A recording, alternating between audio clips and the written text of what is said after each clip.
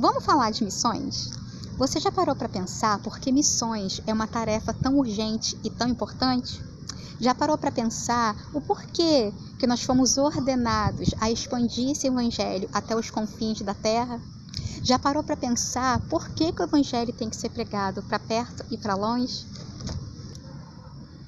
Nós devemos entender que a obra de Cristo ela já foi consumada, e a salvação é uma obra planejada por Deus, consumada por Cristo e aplicada pelo Espírito Santo. Agora cabe à igreja anunciar essa tão grande salvação. Não há outro evangelho a ser pregado senão o evangelho das insondáveis riquezas de Cristo. Só a igreja de Cristo está habilitada para anunciar essa tão grande salvação. Você já parou para pensar que nem os anjos receberam uma tarefa tão nobre quanto a nossa, quanto a tarefa da igreja? O tempo de proclamar o evangelho é agora, essa tarefa é nossa. A ordem de evangelizar os povos é uma ordem imperativa, intransferível e inadiável. Vamos ler uma referência? Romanos capítulo 10, o versículo 13 diz: porque todo aquele que invocar o nome do Senhor será salvo. Como, porém, invocarão aquele em quem não creram? E como crerão naquele de quem nada ouviram? E como ouvirão se não há quem pregue? E como pregarão se não forem enviados? Como está escrito, quão formosos são os pés dos que anunciam coisas boas, quão formosos os pés de quem anunciam a salvação.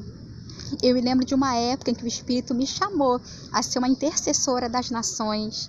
E de início eu não entendi o chamado, não entendi o projeto de Deus, mas eu entendi que o ID é para todos, é para toda a igreja. E Deus começou a me equipar com as armas necessárias para poder expandir esse chamado. E eu me lembro que eu imprimi uma listagem com todos os países que existiam no mundo. E todos os dias eu ia para o meu secreto, inclusive de madrugada, orar, clamar a Deus pela vida de todos aqueles países. E aí Deus me dava as ferramentas, Deus me dava as estratégias. À medida que ia avançando as intercessões, a estratégia Deus ia mudando.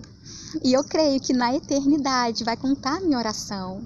O chamado do ID também é para você. Essa ordem de Jesus é para toda a igreja.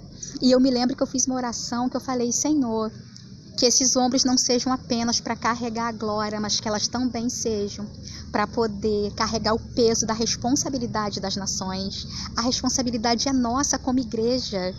O ID é responsabilidade nossa.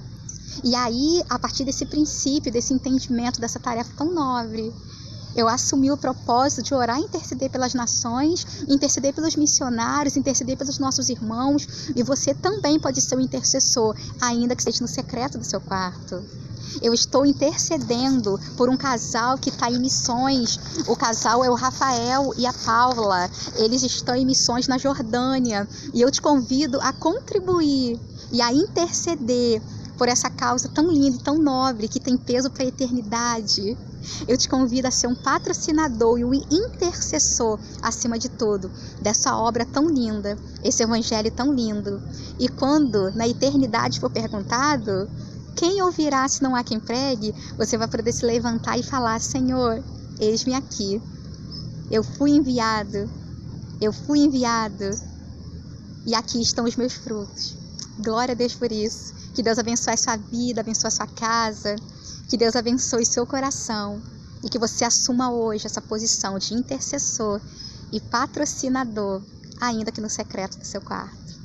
Tchau, tchau.